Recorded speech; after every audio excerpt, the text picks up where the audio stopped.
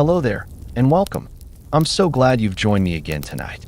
Find a place where you can feel comfortable, where you can let go of the day's tensions and simply be. There is nothing you need to do right now, nowhere else you need to be. The only task at hand is to rest, to settle in, and to allow your mind the space to gently wander. Tonight, and in the quiet sessions to follow, we will be softly exploring the fascinating world of Carl Jung, the pioneering Swiss psychiatrist and psychoanalyst who dedicated his life to mapping the deep, inner landscapes of the human psyche. His ideas were vast and complex, like ancient forests, but we will walk through them slowly, without any need to hurry. Our particular path for this journey leads us to one of his most profound and enduring concepts, the idea of the shadow self. Jung proposed that within each of us, there exists a hidden realm, a part of our own mind that contains all the aspects of ourselves that we have, for one reason or another, tucked away from the light of our conscious awareness. It is a repository for the feelings, impulses, desires, and traits that we have been taught are unacceptable, inconvenient, or perhaps even shameful. It is the part of us that we prefer not to see when we look in the mirror. But Jung's great insight was this: the shadow is not something to be feared or condemned. It is not a monster lurking in our depths. Rather, it is simply a part of the whole, an unseen companion that walks with us at all times. He believed that this shadow, far from being a source of negativity, held tremendous energy, creativity, and potential for growth. The key, he suggested, was not to defeat it, but to turn towards it, to acknowledge it with quiet courage and gentle curiosity. By recognizing and beginning to understand our shadow, we embark on a journey toward becoming more complete. It is a process of finding a deeper and more authentic balance within. So, as you settle deeper into your rest, allow your breathing to soften and slow. Let your mind become still. There is no need for effort here.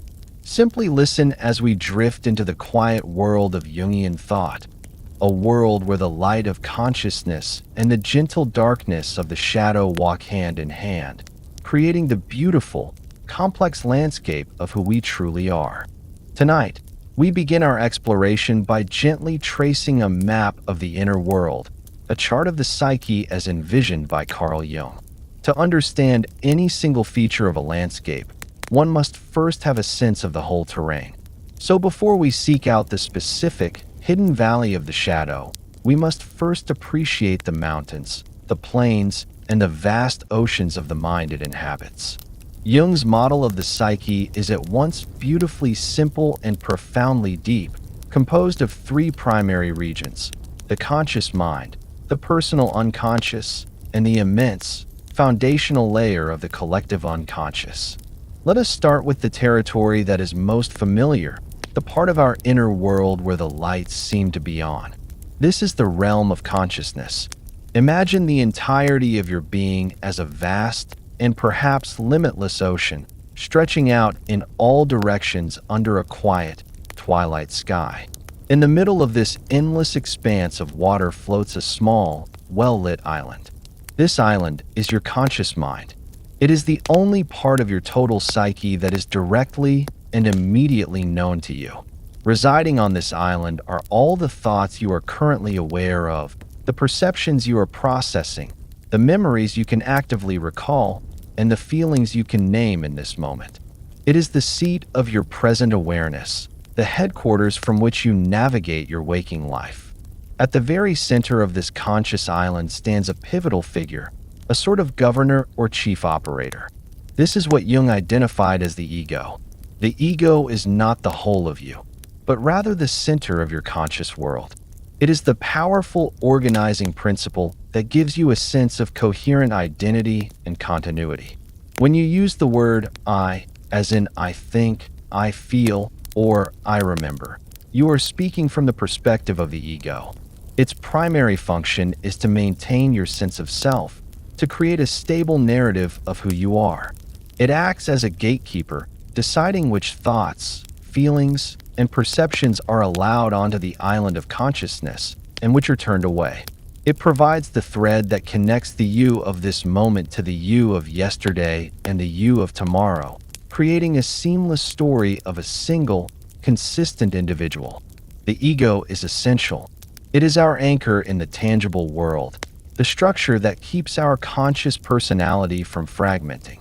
But if you were to stand at the shore of this small, familiar island and gaze outwards, you would immediately become aware of the sheer scale of what lies beyond. The island of consciousness is, in the grand scheme of the psyche, quite small. All around it, stretching to every distant horizon and plunging into unimaginable depths, is the great, mysterious ocean of the unconscious. Jung saw the unconscious as far more than a mere storage bin for forgotten things. He viewed it as a dynamic, living, and profoundly creative part of our total being. He also understood that this ocean has different zones, different levels of depth and influence. The waters immediately surrounding the island, the coastal shallows that lap against its shores, can be thought of as the personal unconscious. As its name implies, this layer of the unconscious is unique to each individual. It is formed and filled by the contents of your own life experiences. It is a vast repository containing everything that has ever been a part of your psychic life, but is not currently held in your conscious awareness. This includes countless simple memories that have merely faded from view through inattention, like the specific taste of a meal you ate last week, or the name of a character from a book you read years ago. They are not gone, but have simply slipped beneath the surface where they could potentially be retrieved. The personal unconscious also holds all of the subliminal perceptions of your life, the countless sights, sounds, and sensations that your senses registered but your conscious mind did not deem important enough to process.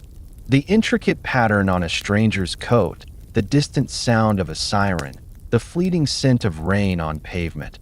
All of these details are recorded and stored just beneath the waves of conscious thought. More significantly for our journey, the personal unconscious is the primary destination for experiences, thoughts, and feelings that the ego found too painful, too contradictory, or too socially unacceptable to allow onto the conscious island. This is the mechanism of repression. Here, in these personal waters, we place the unresolved conflicts, the unexpressed grief, the secret shames, and the inconvenient desires that did not align with the ego's picture of who we are supposed to be. These repressed elements do not simply vanish. They continue to exist, submerged but active, forming what Jung called complexes, emotionally charged clusters of energy that can influence our behavior, our moods, and our choices in ways we often fail to understand. This personal unconscious is your own private, submerged history, an unseen force that perpetually shapes the reality of your conscious life. Now, let us imagine drifting further out from the island, beyond these personal coastal waters. The ocean floor begins to fall away steeply, plunging into a profound, dark, and silent abyss.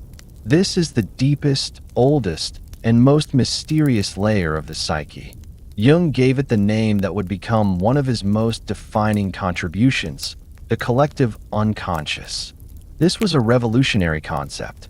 Jung proposed that beneath the unique contents of our personal unconscious, there lies a second, far deeper psychic system that is universal. It is not individual, but collective. It is not a product of our personal history, but a psychic inheritance that we are all born with, connecting us to all of humanity, past and present. If your personal unconscious is the library of your own life story, the collective unconscious is the universal grammar upon which all human stories are built. It does not contain specific, detailed memories from our own lives. You will not find the memory of your 5th birthday in the collective unconscious. Instead, it is composed of latent predispositions, universal patterns, and primordial images that are the shared psychic legacy of our species. These fundamental patterns, which emerge in the myths, dreams, religions, and fairy tales of every culture throughout history are what Jung famously called the archetypes. Archetypes are innate, universal psychic structures, like instincts for the mind. They are inherited potentials that dispose us to experience and respond to the world in characteristically human ways. We do not learn them. They are part of our psychic blueprint. Consider the universal archetype of the mother. This is not about your specific, personal mother, but rather the innate psychic pattern of motherliness itself, which contains the full spectrum of maternal experience: nurturing, fertility, and creation on one hand, and possessiveness, devouring, and destruction on the other. Think of the archetype of the hero, whose story of overcoming darkness and achieving transformation appears in countless myths across the globe. Or the wise old man, the archetype of meaning and wisdom who so often appears as a guide in our stories and dreams. These archetypes are the foundational building blocks of our psychic reality, the silent, inherited patterns that shape our perceptions and give our lives a sense of meaning. It is here, in these profound, shared waters of the collective unconscious, as well as in the more shallow currents of our personal unconscious, that the subject of our journey resides. The shadow is one of these powerful, universal archetypes. It is born from the necessary process of building our conscious ego, and it takes shape in the submerged regions of both our personal and our collective psychic inheritance. So, for tonight, we have our map. We have the small, familiar island of consciousness, managed by the organizing force of the ego. We have the surrounding waters of the personal unconscious, holding the unique, submerged history of our own life. And we have the deep, ancient ocean of the collective unconscious, the source of the universal, archetypal patterns we all share. This is the inner world, the vast and intricate landscape of the soul. There is no need to hold on to these definitions now. You can let the imagery of the map, the island, the shores, the deep ocean, gently dissolve. The purpose was simply to orient ourselves. Now, the only task that remains is to let go, to allow your mind to drift on these quiet waters, and to simply rest. Having charted the basic territories of the psyche, we can now begin our approach to one of its most fascinating and vital inhabitants. We turn our attention away from the small, well-lit island of the conscious ego and look instead into the waters that surround it. For it is here, primarily in the personal unconscious, that we find the figure Jung called the shadow. The very name is evocative. Think of your own physical shadow. It is an inescapable companion. Wherever you go, as long as there is light, it is there with you, a dark, silent silhouette that mimics your every move. It has no substance of its own. It is defined entirely by the light you block. You cannot get rid of it. To be without a shadow would mean to be entirely transparent, to be without substance yourself. This simple physical reality provides the perfect metaphor for the psychological shadow.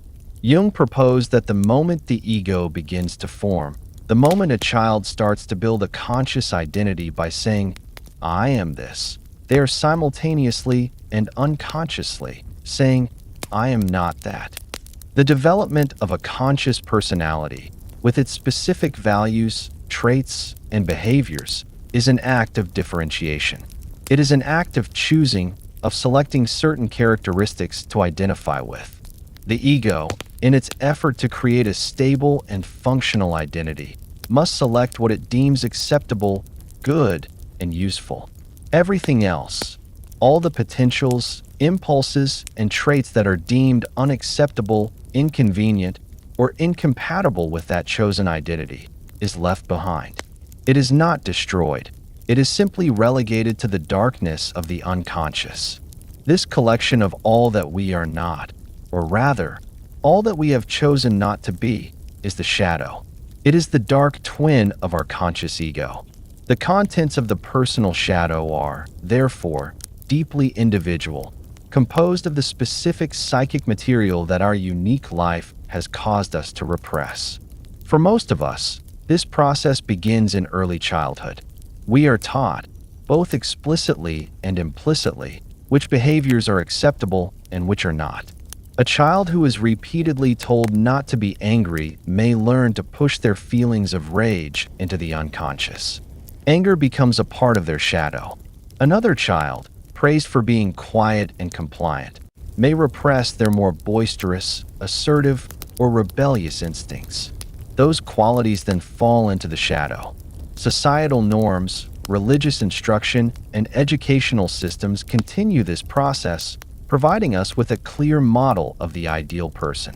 In our striving to meet that ideal, we trim away the parts of ourselves that do not fit. Laziness, selfishness, greed, envy, aggression, vulnerability, dependency. These are common aspects that find a home in the shadow of a person trying to be diligent, generous, self-sufficient, and kind. It is crucial, however, to understand that the shadow is not merely a container for negative or socially condemned traits.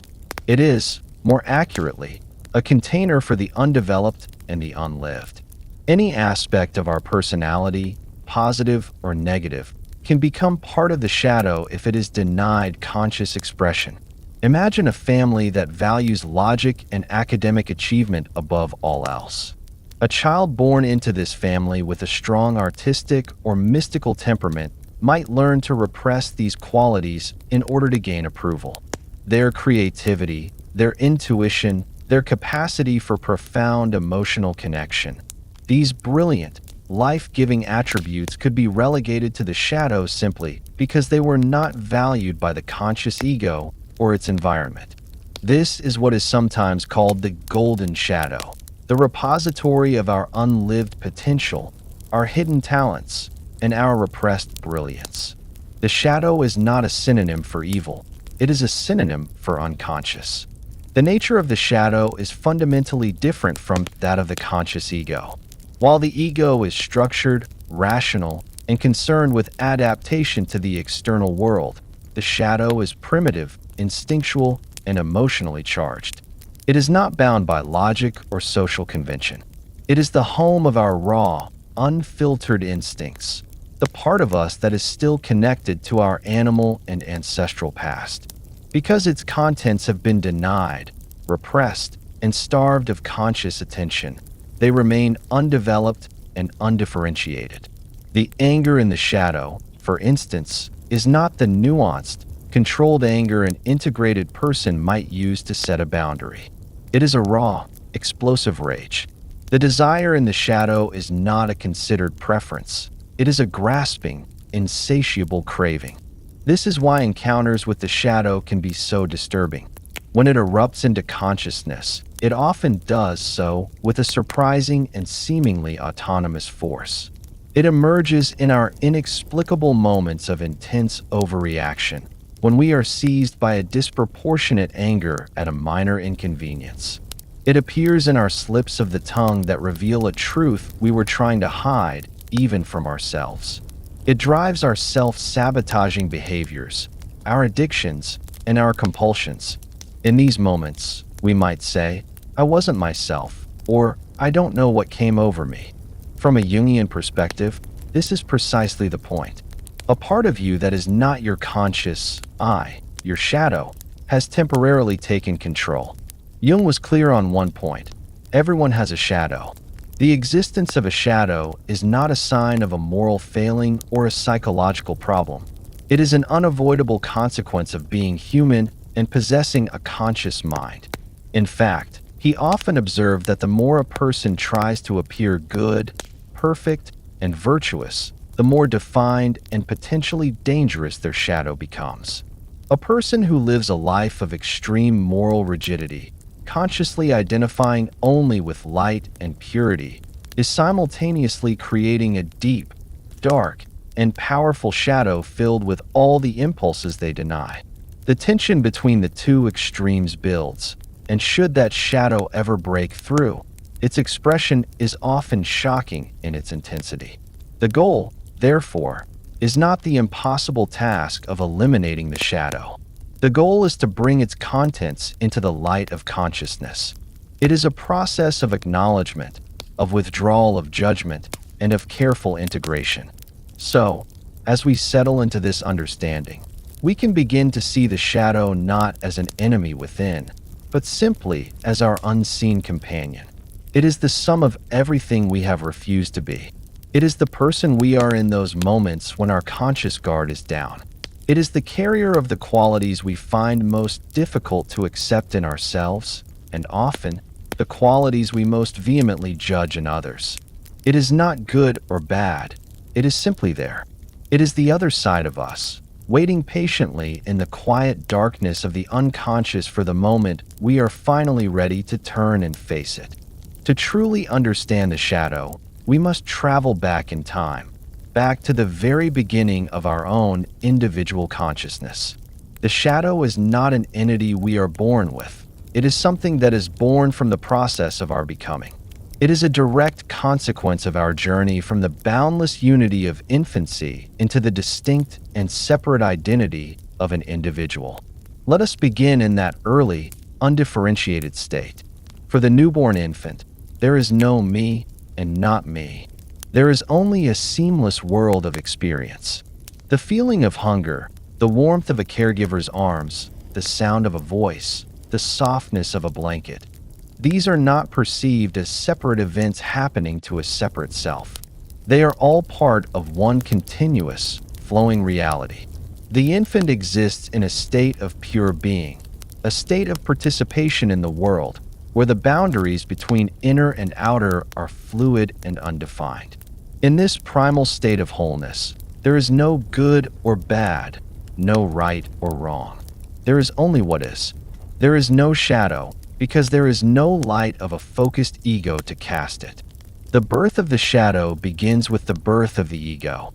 As the child grows, a crucial and miraculous developmental task must be accomplished: the creation of a self. The psyche begins to differentiate. The child starts to recognize a boundary between its own body and the rest of the world. It learns that its cries can bring comfort, that its hands can grasp objects. Slowly, painstakingly, the concept of I begins to crystallize. This I, this emerging ego, is the nascent center of consciousness. And its first and most important job is to navigate the world, to adapt, to survive, and to secure love and belonging. It is a process of learning the rules of the game. This is where the external world steps in, acting as the primary sculptor of this new identity. The first and most powerful forces in this process are our parents or primary caregivers. They are the first mirrors in which we see ourselves reflected. Through their smiles, their frowns, their words of praise, and their tones of disapproval, we begin to learn which parts of our authentic, whole self are acceptable and which are not. When the child expresses joy and is met with a loving smile, that joy is integrated into the developing ego. Joy is good, the child learns. Joy is me. When the child has an outburst of raw, possessive anger and is met with a stern voice or punishment, a different lesson is learned. Anger is bad, the psyche concludes. Anger is not me. To be angry is to risk losing love and connection. This is the fundamental mechanism of repression, the primary tool used to create the shadow. Repression, in this context, is not a conscious, deliberate act. It is a brilliant and necessary strategy of psychological survival. The child's deepest need is for attachment and safety. In order to preserve that vital connection to its caregivers, the child learns to push away, to disown, any part of itself that seems to threaten that bond. The angry part, the needy part, the greedy part, the sad part, the frightened part, any aspect that is consistently met with disapproval, dismissal, or punishment is carefully packed away into the unconscious. It is an act of profound, albeit unconscious, self-preservation. The child is essentially saying, I cannot be this and be loved, so I will not be this. That this is the beginning of the shadow. This process continues and is reinforced as the child's world expands. The family unit is the first layer of society, but it is soon followed by others. At school, the child learns a new set of rules. Perhaps assertiveness is praised, so vulnerability is repressed. Or perhaps quiet obedience is rewarded, so boisterous energy is pushed into the shadow. Friendships create another filter. To belong to the group, one must adopt its values and reject those that would lead to exclusion. Qualities like sensitivity might be mocked among a group of young boys, and so that sensitivity is hidden away. A strong intellectual drive might be labeled as nerdy and lead to social isolation, so that brilliance is submerged. Broader culture adds its own immense pressure. Every society has a collective image of what a good man or a good woman should be. We are inundated with these ideals through media, religion, and national identity. We learn which emotions are acceptable to express, which ambitions are laudable, and which desires are taboo. In striving to conform to these powerful collective ideals, we perform a psychic surgery on ourselves. We amputate the parts of our personality that do not fit the mold and place them in the ever-growing bag of the shadow, which we drag silently behind us. So, the shadow is born from the thousands of tiny transactions of everyday life. It is formed from the parent's tired sigh when we were too demanding, the teacher's red pen on our imaginative but unstructured essay, the laughter of peers when we showed a moment of weakness, and the subtle, pervasive messages of our entire culture. The shadow becomes the repository for a significant portion of our authentic human nature. It is the home of our disowned instincts, our forbidden feelings, and our unlived potentials. It is born not of malice, but of the simple, human need to belong. It is the price we pay for a place in the tribe, the inevitable result of carving a finite, acceptable ego out of the infinite, raw material of our original wholeness. And once born, this shadow does not lie dormant. It lives and breathes in the unconscious, waiting for its existence to be acknowledged. The shadow, residing in the quiet depths of the unconscious, is anything but dormant. It is a living, dynamic part of our psyche, and like any living thing, it seeks expression. It possesses an energy that cannot be indefinitely contained, because its very existence is defined by its exclusion from our conscious life. It cannot simply appear on the island of the ego and announce itself. To do so would violate the very terms of its creation. And so, the shadow must find other, more indirect ways to make its presence known. It develops mechanisms to manifest in our world, to influence our lives from behind the scenes. The most common, the most powerful, and the most subtle of these mechanisms is the psychological process known as projection. At its core, projection is an unconscious act of self-defense. It is a way for the ego to protect its stability and its carefully constructed self-image. The mechanism is simple in principle. When we possess a trait, a feeling, or an impulse that is unacceptable to our conscious mind, we unconsciously cast it out from ourselves and attribute it to someone else. Imagine that deep within your psyche, in a dark and unlit room, there is a silent film projector. This projector holds the reels of all your disowned qualities, your repressed anger, your hidden envy, your secret arrogance. Projection is the act of this machine switching on, taking a reel from your own inner library, and projecting that film not onto a screen, but onto the people and situations you encounter in the outside world. You then perceive your own unconscious content as if it were an objective reality belonging to the other person. You see your anger in a rival, your insecurity in a friend, your greed in a public figure. You are watching a film from your own unconscious, but you are utterly convinced that you are simply looking through a clear window at the world. This is why projection is so incredibly convincing.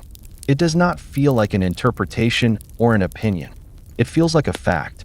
The emotional charge that accompanies the projection serves as powerful confirmation.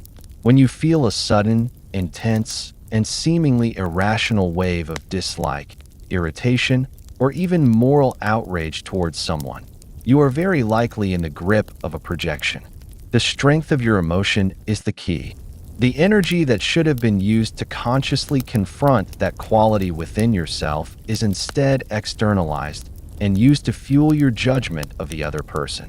The more vehemently we deny a particular trait in ourselves, the more likely we are to find it in exquisitely infuriating detail in those around us. However, a projection cannot simply land anywhere. For it to be effective, for it to truly take hold in our perception, it requires what Jung called a hook. The other person must possess at least a small, genuine trace of the quality we are projecting onto them. This hook is what makes the projection so plausible to our conscious mind. For example, you may project your own deeply repressed arrogance onto a coworker who displays even a minor hint of self-confidence.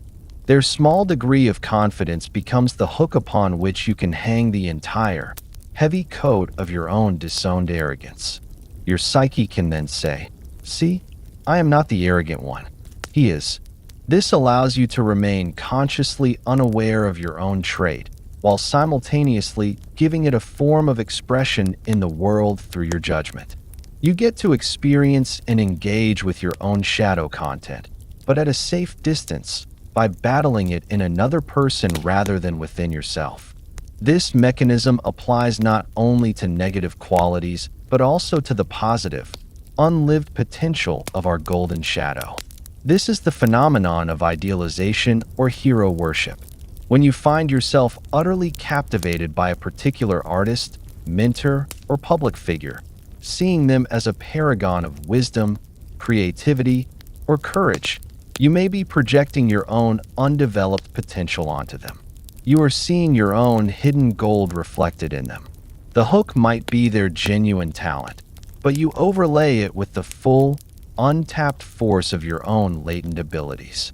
The intense admiration and awe you feel is the energy of your own golden shadow, externalized. The unconscious thought process is, "I could never be that creative or brave," but they are. They carry that quality for me.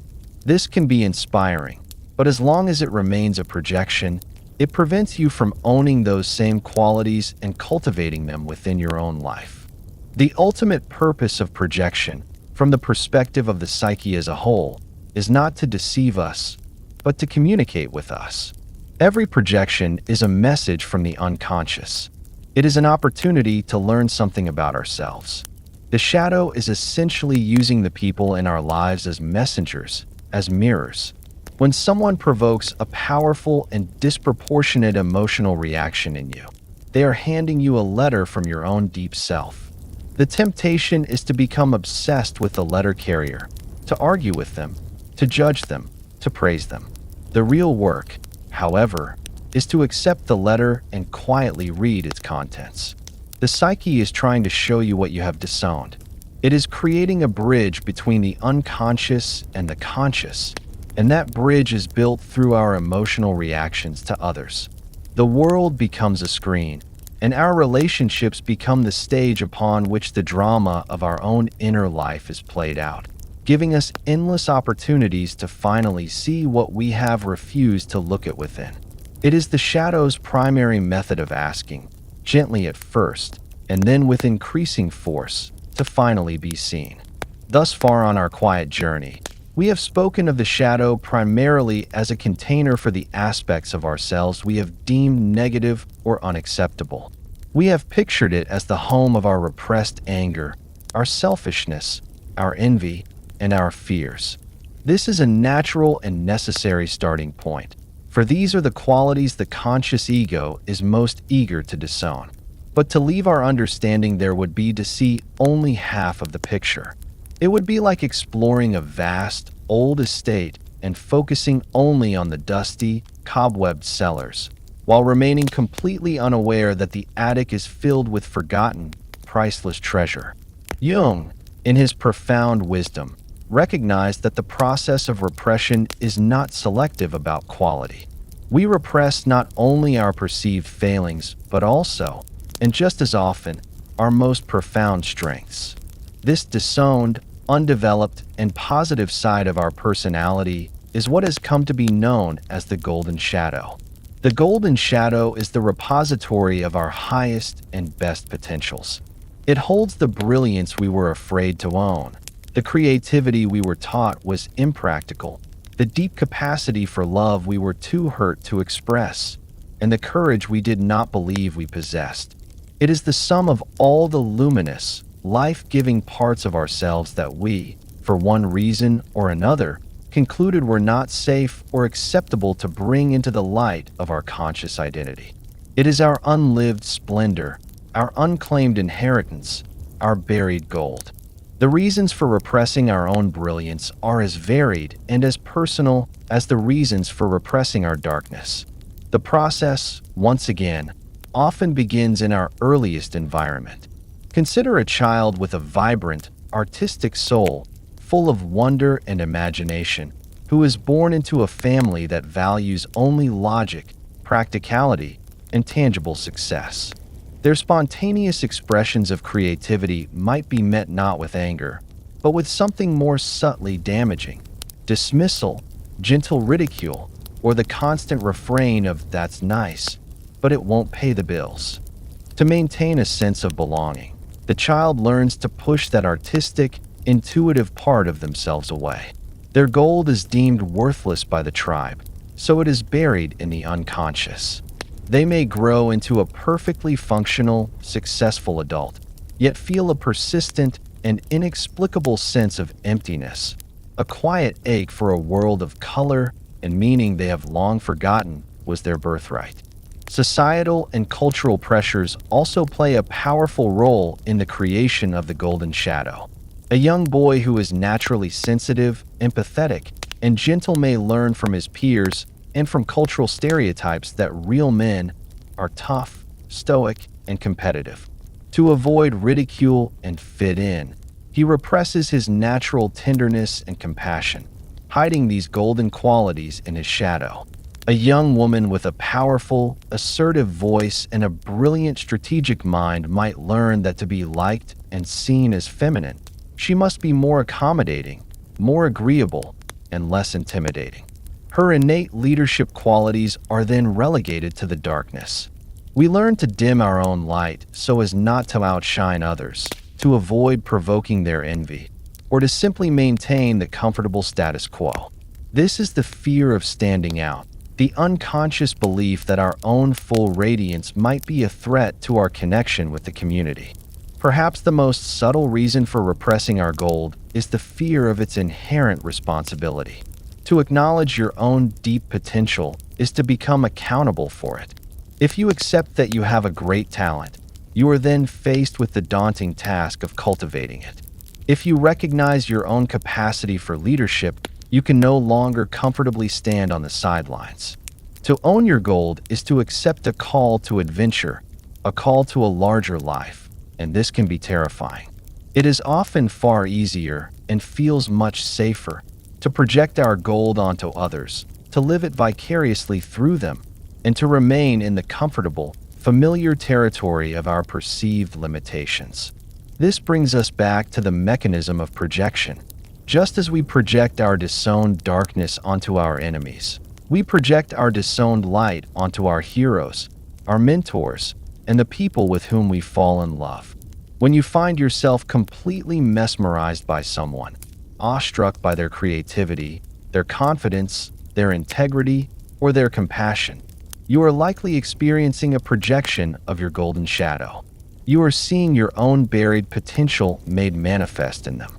The intense feeling of admiration, inspiration, or even infatuation is the energy of your own unlived self, calling out to you from across the room. The other person acts as a mirror, showing you the reflection of the gold that lies dormant within your own soul. The danger, of course, is to believe that the gold belongs only to them, to place them on a pedestal, and to conclude that you could never be like them. This keeps your own potential safely locked away. The work of integrating the golden shadow is the work of repatriation. It is the slow, gentle process of reclaiming your exiled strengths. It begins with the quiet awareness that what you admire most in others is a clue to your own hidden nature. It is the courage to ask, what if that quality I so admire in them, that courage, that creativity, that compassion, is also, in some nascent form, a part of me? It does not mean you will become identical to your hero, but it does mean that the seed of that same quality exists within your own psychic soil, waiting for your attention, waiting for you to believe in its existence, and waiting for you to offer it just a little bit of light. Having explored the way our shadow makes itself known externally through the subtle and powerful mechanism of projection, we now turn our gaze inward. We move away from the world of other people, which the shadow uses as its mirror, and enter the private, internal world of the psyche itself. For the unconscious does not only communicate indirectly, it has a direct line to our awareness, a channel through which it speaks to us every single night. This is the realm of dreams, fantasies, and reveries, the theater of the soul, where the shadow is given a voice, a face, and a role to play in a drama scripted by our deepest self. From a Jungian perspective, dreams are not random neurological noise or simple wish fulfillment. They are purposeful, intelligent, and deeply meaningful communications from the unconscious, designed to bring balance and wholeness to our entire personality. Think of your conscious ego as the ruler of a small, well-ordered kingdom. This ruler has a very specific agenda, a clear set of laws, and a strong idea of how the kingdom ought to be run. But this kingdom is only a tiny part of a vast and wild continent, the total psyche. The unconscious is this great wilderness, and it has its own wisdom, its own rhythms, and its own truths that are often ignored by the busy ruler of the conscious mind. Dreams are the envoys, the messengers sent from this wilderness to the royal court. These messengers, however, do not speak the polished, logical language of the court. They speak in the native tongue of the unconscious, the language of symbols, of metaphor, of potent and often perplexing imagery. A dream is a letter from home, written in a language we have mostly forgotten, and our task is not to dismiss it as nonsense, but to learn, with patience and humility, how to read it. The shadow is one of the most frequent and important characters to appear on the stage of our dreams. In this inner world, it is finally able to take on a form, to become a figure we can see and interact with. Jung observed that in our dreams, the personal shadow is almost always personified as a figure of the same gender as the dreamer. This is because the shadow represents the other side of our own ego, our dark brother or sister, not the archetypal opposite represented by the anima or animus.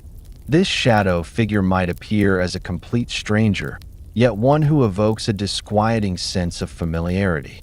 It could be a dark and menacing pursuer, a scorned rival from our waking life, a social outcast, a primitive or unkempt person, or simply an acquaintance whom we dislike for reasons we cannot fully articulate.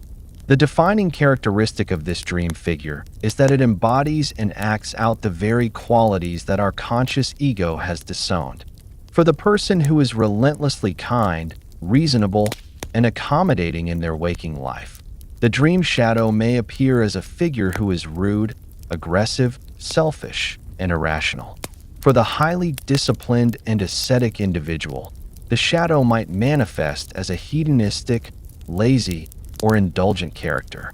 For the person who identifies as deeply intellectual and civilized, the shadow figure may be brutish, instinctual, and earthy.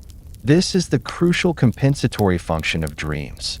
The unconscious presents us with the polar opposite of our conscious attitude in order to show us what we are missing, to remind us that we are more than the limited identity our ego has constructed.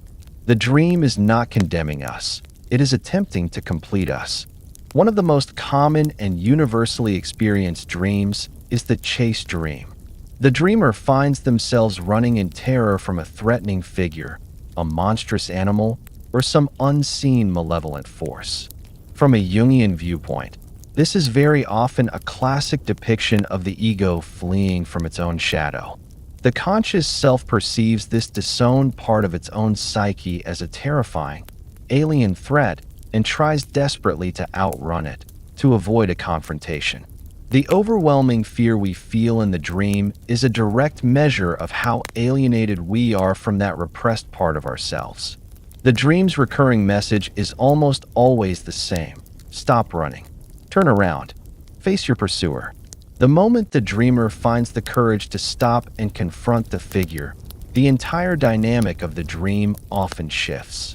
The terrifying monster may shrink, or transform, or even reveal itself to be a bearer of a precious gift. The dream teaches us that the only way to resolve the terror is to face the source, which is ultimately a part of ourselves. The shadow also appears in dreams of sabotage or hindrance. The dreamer might be trying to build a house, only to have a strange figure constantly knocking down the walls. They might be on a journey, trying to reach a destination, but a shady companion keeps giving them wrong directions or stealing their map. These scenarios are symbolic portrayals of how our unacknowledged shadow content can undermine our conscious goals and intentions in waking life. Our conscious mind resolves to be more disciplined, but our repressed, pleasure-seeking shadow sabotages our efforts. Our ego wants to build a healthy relationship, but our unacknowledged fear of intimacy, personified by the shadow figure in the dream, works to tear it down from within. The ultimate goal of these nocturnal dialogues is not to defeat the shadow figure, but to engage with it. The dream is an invitation to relationship. Jung developed a powerful technique for this called active imagination. This practice involves consciously re-entering a dream's landscape while awake, visualizing the shadow figure, and beginning a dialogue with it. It means asking, with genuine curiosity, "Who are you? What is it you want from me? Why were you chasing me?" The aim is to listen to its answers without judgment, to understand its perspective. In doing so, we are not conversing with an external demon. We are conversing with the lost and lonely parts of our own being. The aggressive figure's message might be that we need more healthy assertiveness in our life. The lazy figure's message might be a desperate plea for rest from an overworked ego. In this dialogue in darkness, we learn that the shadow is not our enemy. It is the gatekeeper to a fuller, more honest, and more complete life, and it holds the keys to the very qualities our conscious self most desperately needs. We have journeyed into the private theater of the mind, listening to the symbolic language of dreams and fantasies. We have seen how the shadow speaks to us in the quiet of the night, seeking recognition, seeking dialogue. But what happens when these messages are consistently ignored? What are the consequences when the ruler of the conscious ego refuses to meet with the envoy from the wilderness? The energy of the shadow does not simply dissipate if it is unacknowledged. Psychic energy, like all energy, cannot be destroyed. It can only be transformed. And if it is denied a conscious, constructive expression, it will inevitably find an unconscious and often destructive outlet. When left unchecked, the shadow's influence ceases to be a gentle whisper in a dream and becomes a disruptive, and at times devastating, force in our waking lives, both for ourselves and for the world we inhabit. For the individual, the unchecked shadow is the primary author of self-sabotage. It becomes the unseen current pulling us off our intended course. The conscious ego sets a goal: to be more disciplined, to build a healthier lifestyle, to complete an important project. But the repressed shadow, containing perhaps our disowned laziness, our fear of success, or our rebellious streak, works silently in the opposite direction. This gives rise to the baffling experience of acting directly against our own best interests. We procrastinate on the very tasks that are most important to us. We find ourselves repeating the same self-defeating patterns in relationships, despite our sincere resolutions to change. We feel as though we are being undermined by an invisible internal opponent. And in a very real sense, we are. The shadow, feeling ignored and unvalued, acts out like a neglected child, seeking attention by disrupting the conscious plans of the household. This repressed energy can also build to a critical pressure until it erupts with a startling and compulsive force. These are the moments that leave us bewildered by our own behavior. A person who has built their entire identity around being calm and rational suddenly explodes with a terrifying rage over a trivial matter. An individual who prides themselves on their loyalty commits a sudden act of betrayal. A person committed to honesty tells a pointless and damaging lie. In the aftermath of such an event, the conscious ego is often genuinely horrified and confused, offering the classic defense, "I don't know what came over me," or "that wasn't the real me." From a Jungian perspective, however, it was a very real part of them.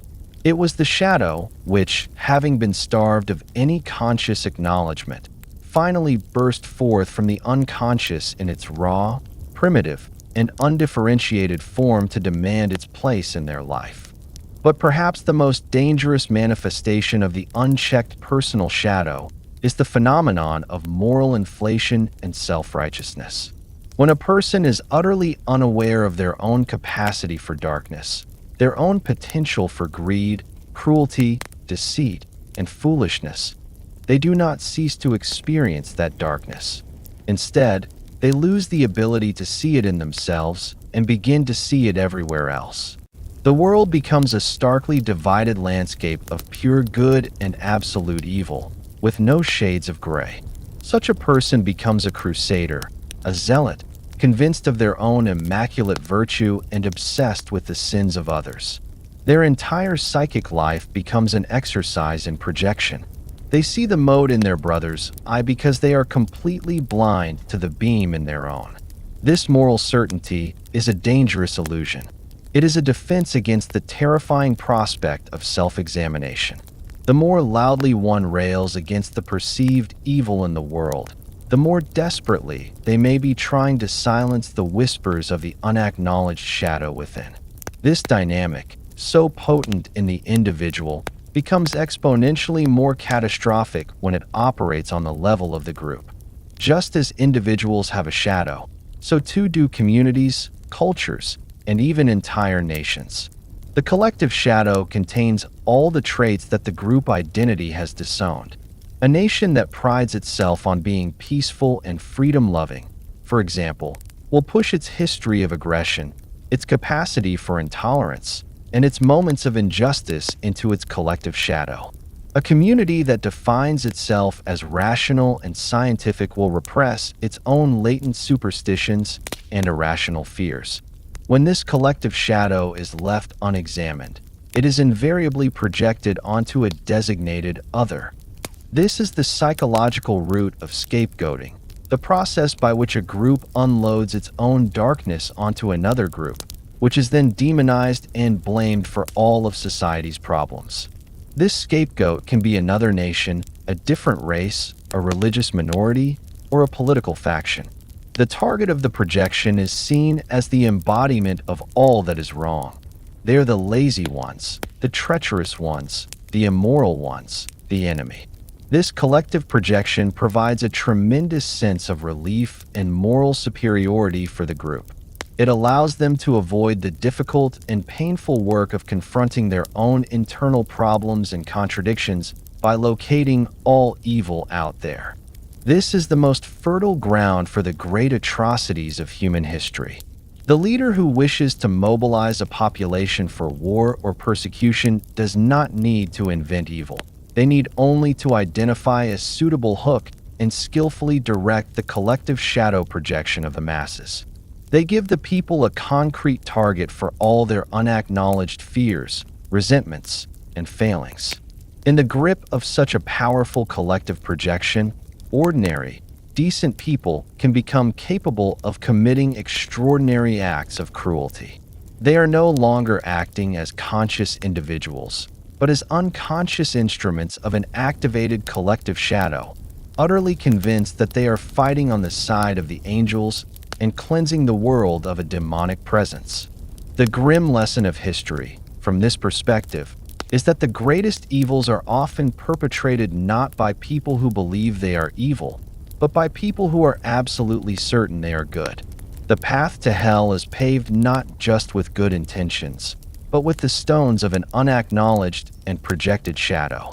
We have walked through the darker landscapes of the psyche, witnessing the shadow's birth in childhood, its subtle expression through projection, and the destructive consequences of leaving it unacknowledged, both within ourselves and in the wider world.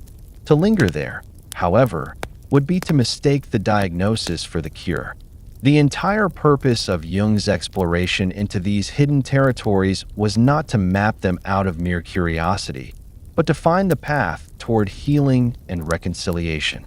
This path, this journey of turning towards the shadow and reclaiming its lost contents, is the profound and lifelong practice known as shadow work. The goal of this work is not to vanquish the shadow, for that is impossible. It is not to defeat it in battle, for it is a part of you. The goal, rather, is integration. It is an act of psychological homecoming, of inviting the exiled parts of yourself back into the conscious personality, where their energy can be understood, transformed, and used in the service of a more complete and authentic life. The very foundation of shadow work is not an action, but a radical and courageous shift in attitude. It is the conscious decision to move from a posture of judgment and repression to one of curiosity and compassion.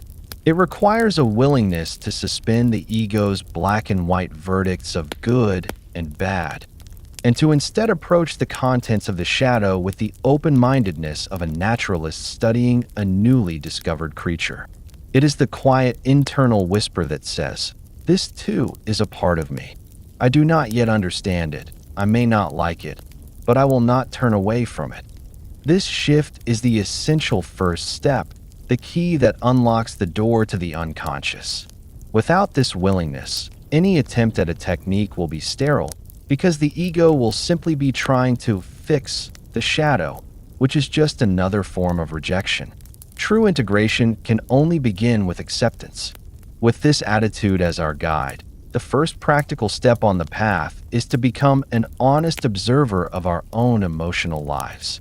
As we have seen, the most reliable signpost pointing toward our shadow is the experience of a strong, disproportionate emotional reaction. This is the heart of working with projection. The next time you feel a sudden and intense surge of anger, irritation, judgment, or moral outrage directed at another person or group, the invitation is to pause, just for a moment, after the initial heat has passed. In that quiet moment, you can ask a gentle question of yourself. What is it in this person that is activating me so strongly? Is there a small, unacknowledged part of me that is somehow reflected in them? Why does this particular flaw feel so intolerable to me? This is not about excusing the other person's behavior. It is about using your reaction as a mirror. The same applies to the golden shadow. When you are overcome with intense admiration or envy for someone's talents, the question becomes, what undeveloped potential within me does this person represent? What part of my own gold am I seeing in them? This practice of self-reflection, of using our emotional triggers as clues, is the primary method of retrieving our projections and recognizing the shadow's content in our daily lives. The second great arena for shadow work is the one we have already explored, the world of dreams. Dreams are the unvarnished truth of the psyche. They show us, without the ego's censorship, the parts of ourselves we are neglecting. The practice here begins with simply honoring the dream by paying attention to it. This can be as simple as keeping a notepad by your bed and writing down any fragments you can remember upon waking, without any initial attempt at analysis. Over time, as you read back over your own dream journal, patterns will begin to emerge. You will notice recurring figures, settings, and feelings. You might begin to recognize your shadow figure, that same-sex character who embodies the traits you consciously disown. The work then is to engage with this figure, not as an enemy, but as a messenger. You can ask yourself, what quality does this figure represent? What might its appearance in my dream be trying to tell me? What part of my life is out of balance? Befriending this figure, acknowledging its message, is a profound act of integration. Finally, shadow work is a practice of quiet, radical honesty with oneself. It is the willingness to look at our own motivations with an unflinching but compassionate eye. It is catching ourselves in the small self-deceptions we engage in every day. It is admitting to ourselves, if to no one else, that our seemingly altruistic act was also partly motivated by a desire for recognition, or that our righteous anger was tinged with a satisfying feeling of superiority. This is not an exercise in self-flagellation. It is an exercise in wholeness. It is the recognition that we are complex, contradictory beings, a mixture of light and dark. By admitting the shadow's influence in our small, everyday actions, we rob it of its power to erupt in large, destructive ways. We bring it into the fold of our awareness, bit by bit. The energy that was once used for repression can then be liberated. The raw, primitive anger of the shadow, once acknowledged and understood, can be transformed into healthy assertiveness and the courage to set boundaries. The shadow's greed can be refined into healthy ambition. Its fear can become the foundation for prudence and careful planning. The shadow, when integrated, does not disappear. It offers its raw, instinctual energy to the conscious personality, making us not more perfect, but far more vital, more grounded, and more completely human. We have spent our time together so far in the intimate and personal regions of the psyche, exploring the shadow as it is born from our own unique life, our own private history. But now, our journey requires us to zoom out, to lift our gaze from the personal map of our own soul to the great, celestial chart of humanity itself. For the shadow is not merely a personal complex, it is also a universal, archetypal pattern. It is a fundamental feature of the human condition, an experience so profound and so common that it has been a central theme of our stories, our myths, and our religions since the dawn of consciousness. The struggles we have with our own inner darkness are not new. Our ancestors knew them intimately. They did not have the language of modern psychology to describe them, but they had something perhaps even more powerful, the language of story. And in these ancient tales, we find a deep and abiding wisdom about the nature of the shadow and our relationship to it. Let us drift now into the deep and ancient waters of the collective unconscious, the shared psychic inheritance of all humankind. It is here that we find the great archetypes, the universal blueprints for experience. And among them is the shadow archetype. This is the primordial pattern of the other, the dark counterpart, the adversary, the stranger, the enemy. It is the necessary and eternal opposite to the archetype of the hero, the ego, and the forces of light and order. Just as there cannot be a concept of up without a concept of down, or light without dark, the human psyche cannot form an image of the self without simultaneously creating an image of the not-self. The shadow archetype is this universal not-self, the personification of everything that a culture, or humanity as a whole, has chosen to exclude from its ideal image. We see this pattern played out in one of the oldest story structures imaginable, the tale of the two brothers. Think of Cain and Abel from the Hebrew Bible, or Set and Osiris from Egyptian mythology. In these stories, we are presented with two figures who are intimately bound by blood, yet who represent opposing principles. One brother is often favored, aligned with order, light, and the values of the dominant culture. The other is the outsider, the resentful one, the embodiment of the rejected qualities, be it jealousy, wildness, or chaos. The tragic conflict that ensues is not just a story about sibling rivalry. It is a profound psychological drama about the relationship between the conscious ego and its shadow. The story tells us that the shadow is not some distant monster. It is our brother. It is born from the same source as we are, inextricably linked to us. The attempt to destroy or banish this dark brother, as these myths often show, leads only to tragedy, guilt, and a profound sense of incompleteness. The shadow also appears in our myths as the monster that must be confronted in a hidden place. Consider the Greek myth of Theseus and the Minotaur.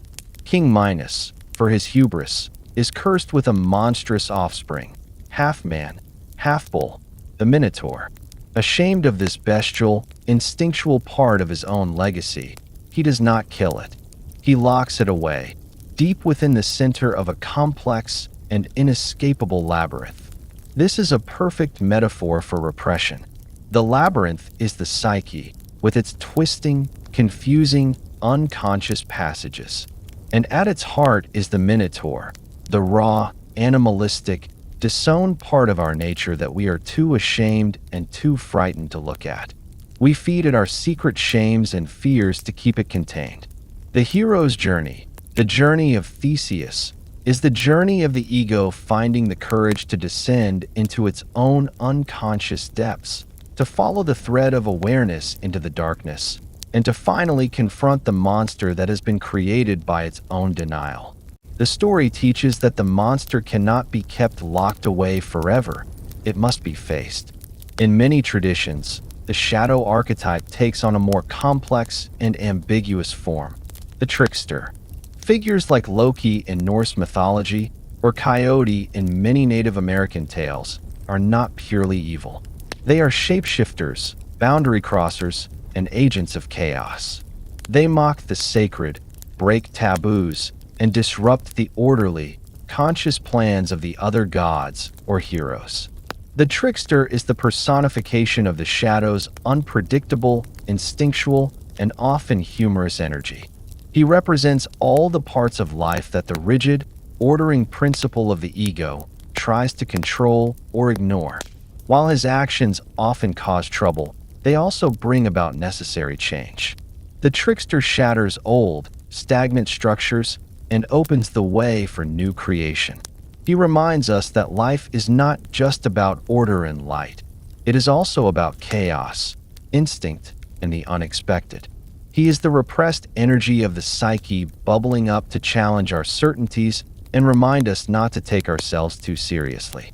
Perhaps the most direct and modern myth about the shadow is Robert Louis Stevenson's story of Dr. Jekyll and Mr. Hyde. Here, the psychological process is laid bare. Dr. Jekyll is the model of the conscious Victorian gentleman, rational, respectable, and morally upright. But he is acutely aware of his own darker side, and in his hubris, he believes he can use science to separate it from himself completely. He succeeds in creating Mr. Hyde, a being of pure, unadulterated shadow, primitive, violent, and instinctual. Jekyll's great mistake is his belief that he can get rid of his shadow. He thinks he can live a life of pure consciousness and simply lock Hyde away. But the story shows us the futility of this.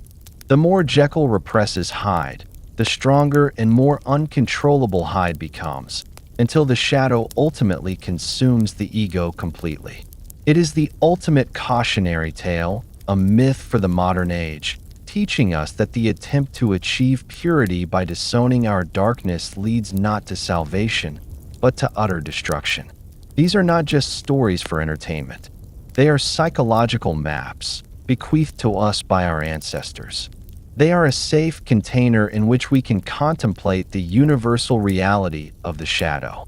They teach us that our inner struggle is an ancient one, that the monster in the labyrinth is within us all, that our dark brother walks beside us, and that the only path to wholeness is not through a chemical separation, but through a courageous and conscious confrontation.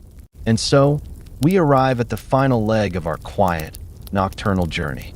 We have traveled far together across the inner landscape, from the small, sunlit island of the conscious ego, into the personal waters of our own submerged history, and down into the deep, archetypal ocean of the collective unconscious. We have watched how the shadow is born from our earliest need to belong. We have seen how it speaks to us, casting its silhouette onto the people in our lives through projection, and personifying itself in the symbolic theater of our dreams. We have touched upon the forgotten treasure of our golden shadow, and we have acknowledged the great danger of leaving our darkness unexamined, both for ourselves and for the world. We have sat with the ancient myths that tell this same eternal story, and we have considered the quiet, courageous practice of shadow work, the gentle turning towards that which we have disowned. Now, in this last hour, we must ask the most important question of all: to what end? What is the purpose of this difficult and often unsettling inner work? The answer lies at the very heart of Jung's entire psychology. The goal is not simply to become a better behaved person or to manage our neuroses more effectively. The goal is something far more vast, more profound. It is the lifelong journey toward what he called individuation. Individuation is the process of becoming whole. It is the journey of a lifetime, during which a person strives to become the unique, complete, and undivided individual they were always psychically destined to be. It is not a journey of perfection, for the perfect is, by definition, inhuman. Rather, it is a journey of integration. It is the slow, patient, and often cyclical process of gathering all the disparate and conflicting parts of ourselves, the conscious and the unconscious, the light and the dark, the masculine and the feminine, the personal and the collective, and weaving them together into a single, cohesive, and authentic whole. It is the process of discovering and becoming who you truly are beneath the layers of social conditioning, beyond the confines of the conscious ego, and in full, honest relationship with the entirety of your being. And on this great journey, the encounter with the shadow is the indispensable first step. It is, as one of Jung's students famously called it, the masterpiece of the apprentice. You cannot become whole by ignoring half of what you are. You cannot reach a state of true self-realization by pretending that you are only light. The shadow is the gatekeeper to the deeper layers of the unconscious. To attempt to bypass it is to remain a spiritual tourist, forever skimming the surface of your own potential. The journey inward, the journey of individuation, begins in earnest only at the moment we find the courage to turn and face the darkness we have spent our lives avoiding. Confronting the shadow serves a crucial purpose. It grounds the ego. The conscious ego, left to its own devices, has a tendency towards inflation. It can easily begin to believe that it is the entirety of the personality, that its plans are supreme, that its moral judgments are absolute. The encounter with the shadow is a profoundly humbling experience. It forces the ego to acknowledge its own limitations, its own capacity for error, and its own hidden darkness. It shatters the illusion of our own righteousness. To truly know that you yourself possess the capacity for the very greed, cruelty, or foolishness that you condemn in others is to be fundamentally changed. You become less certain, but more wise. Less judgmental, but more compassionate. Less inflated, but more solid. An ego that has begun to integrate its shadow has substance and weight. It is connected to the rich, fertile, and instinctual soil of the total psyche. This is the great paradox of this work. True spiritual or psychological growth is not an ascent into an ever purer light, leaving the darkness behind. It is a descent, a journey down into the depths to reclaim what has been lost. The alchemists of old, whose work Jung saw as a metaphor for the individuation process, understood this. Their aim was to turn base lead into gold, and they knew that this transformation could only happen in the darkest, most hermetically sealed vessel, through a process of burning and dissolution. The shadow is our psychological lead. It is the base, raw, and devalued material of our nature. But it is only by working with this lead, by bringing the heat of conscious awareness to it, that we can hope to find the gold hidden within. The gold of a more authentic life, the gold of true self-knowledge. And so, the journey toward wholeness is not about eliminating the shadow. It is about developing a conscious and ongoing relationship with it. It is about learning to carry the tension of the opposites within yourself, to know that you are at once capable of great kindness and petty cruelty, of profound courage and deep cowardice. Wholeness is the ability to hold this complexity without falling apart. It is the end of the civil war within. The goal is not to stop being angry, but to know your anger, to understand its source, and to choose when and how to express its energy constructively, rather than being ambushed by its raw, unconscious rage. As we bring this exploration to a close, let there be no sense of a task uncompleted or a problem unsolved. There is nothing you need to strive for tonight. The simple act of listening, of resting, of allowing these ideas to gently wash over you, is enough. You have simply sat for a while by the edge of the great inner ocean, contemplating its depths. And now, you can let it all go. Let the concepts of ego and shadow, of projection and individuation, dissolve like mist. Allow your mind to become as still and as quiet as the waters you have been imagining. Know that you are already whole, just as you are in this moment. The light and the dark are already woven together within you, creating the unique and beautiful tapestry of your being. All that is ever asked of us is to honor that completeness with a little more awareness and a little more compassion tomorrow than we did yesterday. But for now, for tonight, there is nothing left to do. Simply rest. Rest in the quiet acceptance of your own profound and mysterious wholeness. And so, our journey together, through the quiet, inner world of Carl Jung and the nature of the shadow, comes to a gentle close.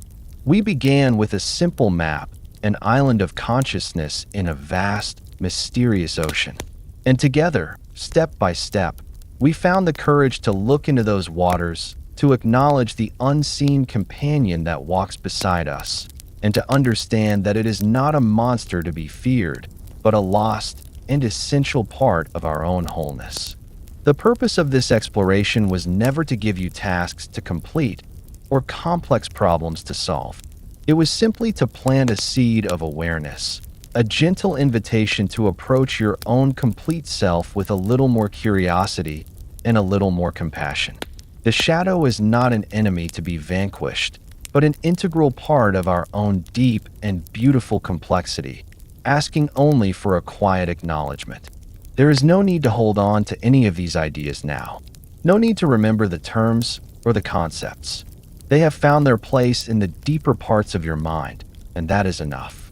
You can let them all dissolve, like sugar in warm water. All that is left is the stillness of this moment, the feeling of your body at rest, and the gentle, easy rhythm of your breath. The story is over. The exploration is done. Your only task now is to sleep. Thank you for joining me on this path.